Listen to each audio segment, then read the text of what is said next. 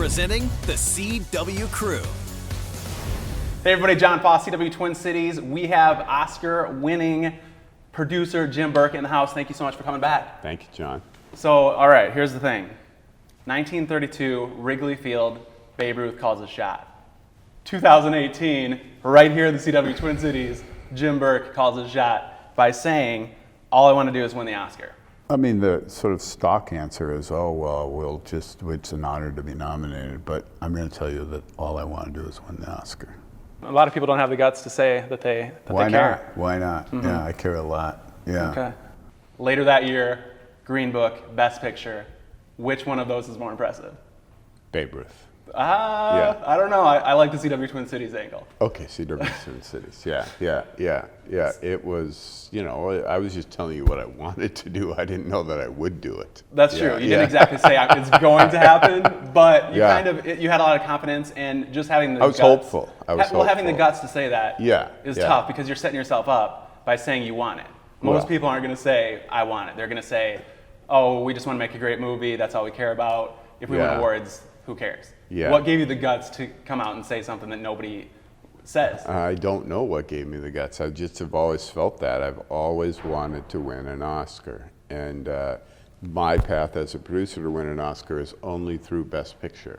Mm-hmm. So I knew that needed to happen. And for many years, that's been my goal, is to make a film and I thought, probably 8 years ago, I'd done it with a film called The Descendants, which was by many sort of accounts leading in the race for Best Picture, and we lost in the end. And so, but it just increased the amplitude of my desire to win an Oscar. Yeah. How does it feel? Does it feel like what you expected it would feel like, or is it different? It feels amazing, and I forget about it some of the times, and then I'm reminded of it, and I really, I just can't believe it happened. It's so great. Yeah, it is so great. It is, I'm not going to be, downplay it at all. It's professionally, it's the best thing that's ever happened. And last time you were here, we talked a lot about your career, so hopefully, if it's okay, we're going to focus a lot on the Oscar and just that night and just the whole experience. So that night, when you're going to the Oscars, what's going through your head? It's really fuzzy, John. I wish I could be a better storyteller about this, but I was nervous. My stomach was growling, and when you go, it's such a huge event, and there's so much security. You have to wind through many different, barricades so that terrorists can't get in. And then when you get there, it's pandemonium, and because paparazzi from all over the world, and it's sort of overwhelming, and it's, I try to keep centering myself, and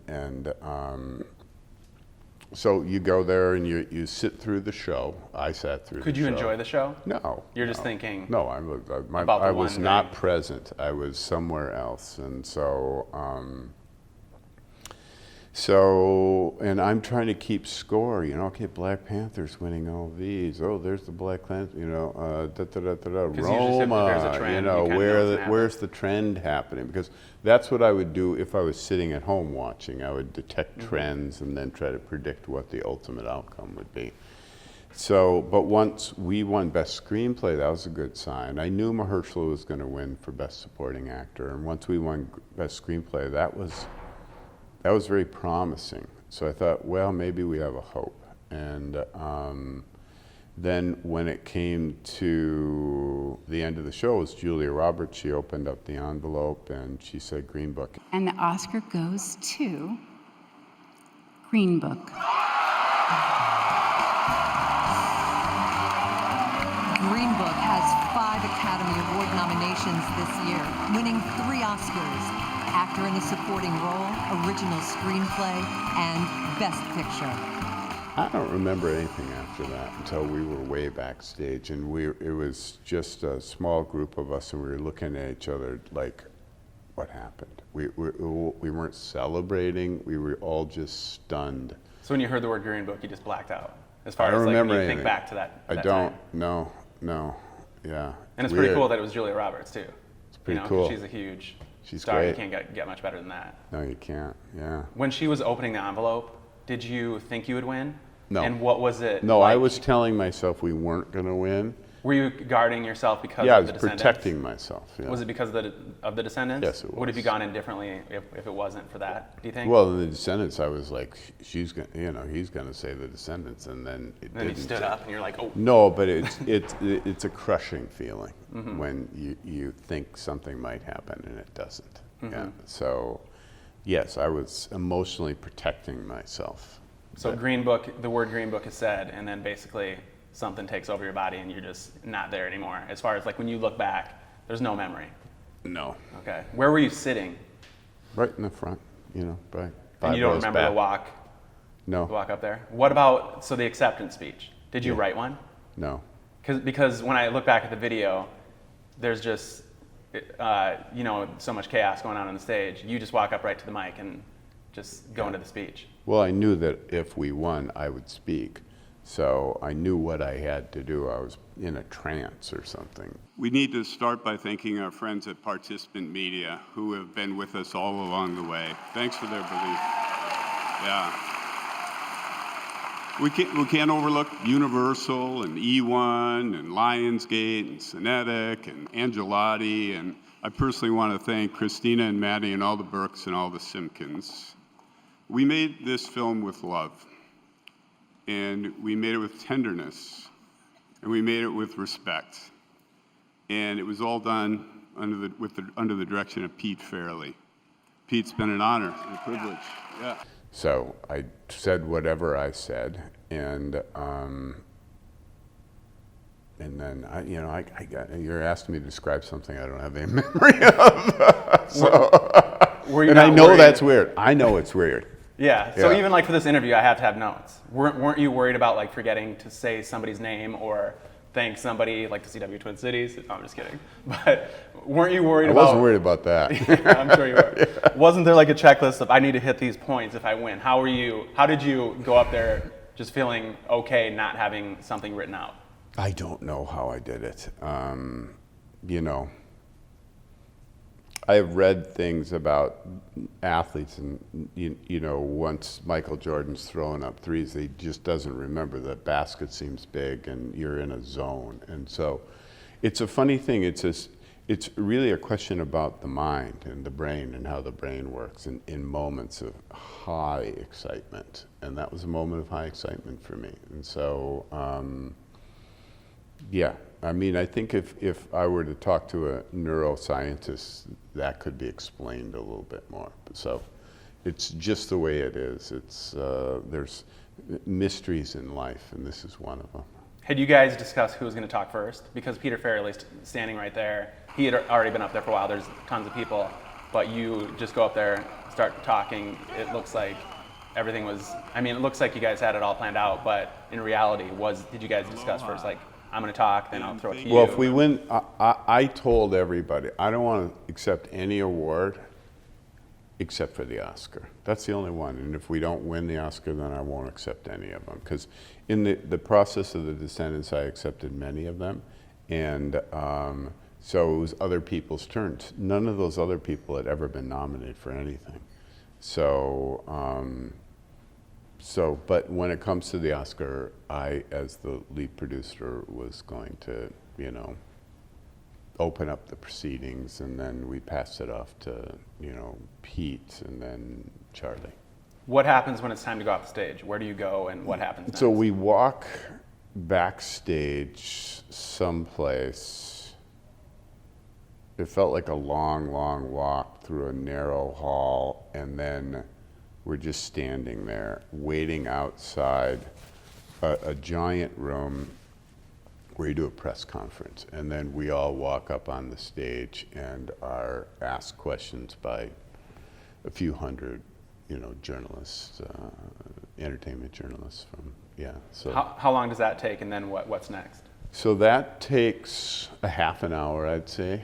I'd guess. And then from there you go to what's called the Governor's Ball. It's a big party thrown by the Academy, and all of the people in the Academy and the presenters. And our film during the body of the show was introduced by Representative John Lewis, who is he marched with Dr. Martin Luther King and things like that. And so I had, for the first time ever, had the opportunity to meet him there. And but it was basically the people that I've known in the business all these years coming up and hugging you, and it was a massive celebration. None of it, the group of us that made the movie together, we all were pulled apart. So I didn't see any of those people really much at all during the Governor's Ball. It was just other people from various studios or actors or actresses and things like that. Then we went to there's hundreds of parties, and every time you walk into a party with an Oscar, the whole place stops and gives you a standing ovation. So That's cool. I did see one interview with Bill Murray that seemed like it was right afterwards. Looked pretty fun. That was Golden hilarious. Globes. Oh, that was the Globes? Oh, okay. So Okay. he gave us the Golden Globe, and Yeah. I said, "Hey, Bill, I'm Jim." We're walking off the stage. I'm Jim Burke. We met on Kingpin all those years ago. So, oh yeah, that was a great movie. Good times. He goes, but it doesn't hold a candle to this one. Congratulations. Yeah, man. you got a lot of good things to say about it. And then Bill was with us the whole night after the Golden Globes. Golden Globes is a different experience. We all just hung together and celebrated among ourselves. But by the time the Oscars hit, it just blew up. Yeah, it was industry-wide, I guess you'd say. How have things changed? They haven't. Yeah. My oldest friends used to tell me, "Hey, Berkey, you really haven't changed since you moved out to California." And in the beginning, I was like, "Well, I've changed a lot, I'm like I try to be a better person and more of a grown-up." And but I came to realize that they were complimenting me. So I don't think it's not going to change me. It's just that I've done something that I always wanted to do. I set my sights on a goal, and I did it. And a lot of doing that is outside of my control. The making of a movie, I'm not in complete control. Nobody is. The voting on a movie, I'm not in control of that either. Well, I was going to say, yeah. in the perfect world, the best picture would be the best picture, and I think in this case that was the case. Yeah. However, it sounds like the process is not very fun because after you make film, you're basically trying to promote your film, or at least that seems like the general thing that people that are in the running do. Yes. And I've heard it sucks. What tell us about that process? Well, it was you once you're deemed a front runner, there are other people that try to pick at you. And so it's like politics, I guess. We're watching it right now in the primaries. And so it takes a lot of the joy of the art away from it. But it's part of the process, You can sit around and complain about it, or you can do something about it. And so we chose to just try to tune that out as best we could and stand behind the film. And we made a film that we all believed in, and is a good film. It's just a good film. Yeah, it's a great film and has Yeah. a great message. And the Yeah. thing is that I found so surprising is with such a great message that some people could twist it into saying negative things about it. For example, saying it was whitewashing, like a serious subject or something like that. Yeah.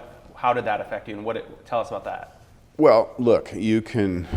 There were the people did, charge that, and but they were just wrong. I mean, I have been working in film for 25 years. I know every kind of trope you can imagine, and a lot you can't. And a white savior movie is one of them. I can tell you, yes, The Blind Side was a white savior movie, but I can also tell you that in the writing of this movie, I, in particular, wanted to make sure that we did not make a white savior movie, and we didn't. Viggo Mortensen did not save Dr. Donald Shirley. If anything, they saved each other, you know. And in the occasions when Tony Lip did come to Dr. Shirley's rescue, he was doing so as his employee, and he was doing the job he was paid to do. So, what about the criticism from Don Shirley's family saying that some of the things weren't exactly true? What do you think? What's your response to that? Well, first of all, the Shirley family is a big thing, and not all the people in the Shirley family have that same criticism. But that's a complex issue that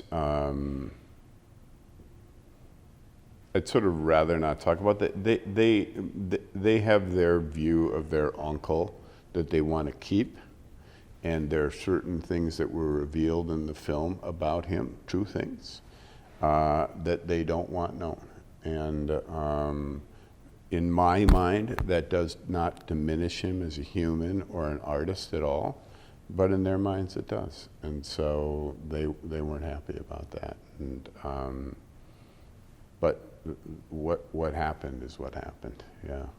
I'm almost 99% sure that this next answer is going to be no, but it's feasible based on how much of the story, we talked about this last time, you guys focused on a certain period of their life, yeah. And so much happened afterwards. Tony Lip having a successful acting career, mm-hmm. and Don Shirley, his musical career. There's definitely a story to be said afterwards. Any chance of a sequel? No. Okay. You were right. All right, that's what I thought. That's probably a good thing, 'cause, yeah, you know, it's yeah. hard to live up to the original. So. That's not to say that some other person might want to make a sequel about it, but not you. Not me. I don't think any of us would do it. No. Not Pete. I've heard you say that your one goal in your career was to win an Oscar. You've done it. Mm-hmm. Where do you go from here? Is your goal to win another one, or now do you just want to focus on things that maybe you didn't have the opportunity to make before because you weren't as established? What's your next step?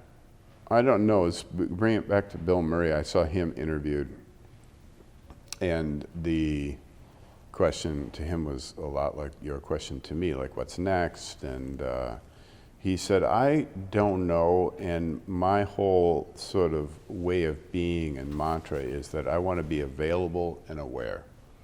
And so, and not make any plans or anything. And so I certainly have other pictures that I'm working on, developing in the screenplay process or beyond. But would it be worth it to go through the process again? That's what I do.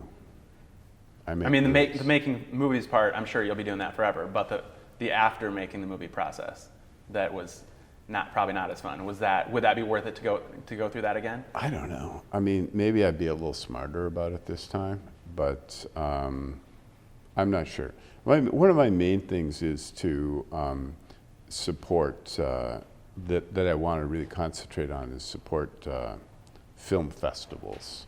And because they are the lifeblood of films, the sort of films that I make. It's the beginning of the creation of the word of mouth campaign. When a festival debuts a film, a certain amount of buzz and enthusiasm starts to roll, and a rolling thunder begins. And so really why I'm here today is to talk about the Twin Cities Film Festival, which is a great up-and-coming festival that's in my own hometown. And you're going to be honored with a Lifetime Achievement Award. What does that mean to you? Well, I just found out a couple days ago that it was a Lifetime Achievement. I just thought I was going to be honored. Well, that's the thing. When Jordan won his first championship, they didn't give him a Lifetime Achievement Award. He was just getting started. So what's it like? In the film business, it's different because weird. You can keep doing this forever, you know, and you're just like hitting your peak. So maybe they'll give you another one. Who knows? Second lifetime. Yeah. So, yeah. But it's still a huge honor. I mean, what does that mean to you to come back to your hometown and get that award? It's fantastic. I can't tell you how much it means to me, and especially being given by a film festival, and one that I have attended before. In fact, Green Book came here last year and we won. And so I've experienced the film festival and how well it's run by the team, Jaden and his team that run it. And I just am so thrilled that a festival, I've been going to festivals for 25 years. I don't know, there's very few festivals I haven't been to. And not just in this country, but around the world. And the experience is great to varying degrees. You know, sometimes it's pretty good and sometimes it's excellent. The Twin Cities Film Festival is an excellent film festival. They are programming better and better films now, and that include pictures. I mean, there's a movie coming in this coming festival called Honey Boy that I saw last spring that I loved. And the only way this movie gets seen by more than just a few people is if you see it in a festival and you start telling your friends about it. But they've got a terrific lineup that's building every day, and it'll be a group of some homegrown Minnesota-made pictures, but also the movies that will eventually be nominated for an Academy Award, like there was last year and previous years. So it's the community's opportunity to get in early, oftentimes having a conversation with the filmmakers afterwards, which I always love to see a movie and then hear the filmmakers talk about it, because it adds so much depth and perspective to the film. Definitely. And Yeah. I know you guys, I know you need to get your next one, but do you want to quick talk about what you have coming up, Dreamin' Wild, and then a Replacements documentary? Yeah, I don't really like talking about that, but I've got a movie with Bill Polad called Dreaming Wild, which is an article I read in the New York Times about these two brothers that grew up in eastern Washington, a town called Fruitland, and they're farm boys. And they didn't really have, they're pretty meager existence out there. The only radio they had was on their tractor, and they could only get one radio station. It was sort of a soul station where they listened to Marvin Gaye and Hall and Oates, and got into music only through that way, and taught themselves how to play. And their dad says, "You boys are pretty good. I think I'll build you in the barn a little recording studio." And he did, and they recorded a record. And then they went and pressed it into vinyl. They drove up over to Spokane, but they had no idea what to do with it after that. So it sort of basically just sat in their basement for all these years. The younger brother, Donnie, went on, moved into Spokane, and is a working musician, writing music and jingles and things like that. And Joe just went back to being a farmer. 30 years later, in a junk store, somebody buys the record for $0.25 and plays it, and he says, "Oh my God, this is fantastic." And he starts spreading it around to other music bloggers. Next thing you know, they're getting record company label offers, and just a week or two ago, one of the songs was in the TV show Big Little Lies. So essentially, it's about a dream that never came true for 30 years. And then suddenly it presents itself again. And how do you feel about that? Wow. It's pretty rich and good, and the music's good. Cool. Yeah. All right, well, can't wait to see it. Thanks. Oscar-winning producer Jim Burke, thank you John so much for Foss, being here. Yeah, Appreciate it. Thank you, man. The CW Crew on the CW Twin Cities. DJ Bonix, Alexa Score, and John Foss. Like, follow, subscribe to, and love the CW Crew.